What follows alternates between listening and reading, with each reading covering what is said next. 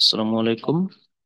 আজকের ভিডিওতে আমরা দেখাবো কিভাবে আমরা ওয়েবসাইটের টেমপ্লেট পরিবর্তন করব। তো এখানে যে টেমপ্লেট আছে, এটা হচ্ছে একটা টেমপ্লেট ওয়েবসাইটের।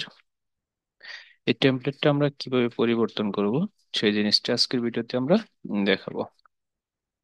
তো সেজন্য প্রথমে আমাদেরকে লগ ইন করে নিতে হবে। লগ ইন করার পর আমাদের এরকম একটা ড্যাশবোর্ড আসবে।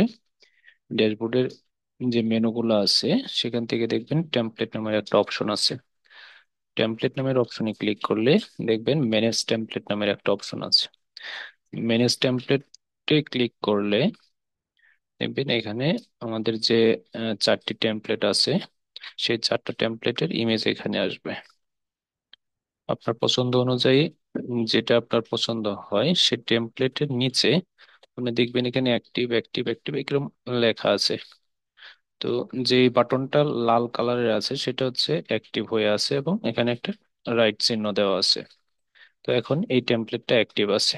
তো আপনি চাইলে যেটা আপনার পছন্দ হবে সেই টেমপ্লেটের এই বাটনটাতে ক্লিক করবেন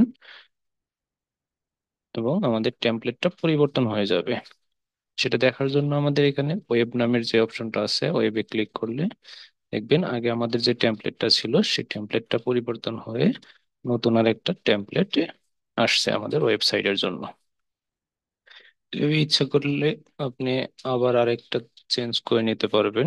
তো সেক্ষেত্রে আবার ড্যাশবোর্ডে গিয়ে টেমপ্লেট নামের অপশনে গিয়ে ম্যানেজ টেমপ্লেট নামের অপশনে যাবেন।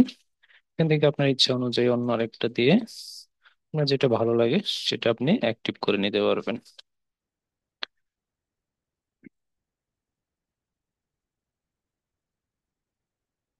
এখানে একটা ভিডিও দেওয়া আছে এই টেমপ্লেটটাতে। তো আপনার চাইলে ভিডিওটাও আপলোড করে এখানে এই টেমপ্লেটের মধ্যে দিতে পারবেন।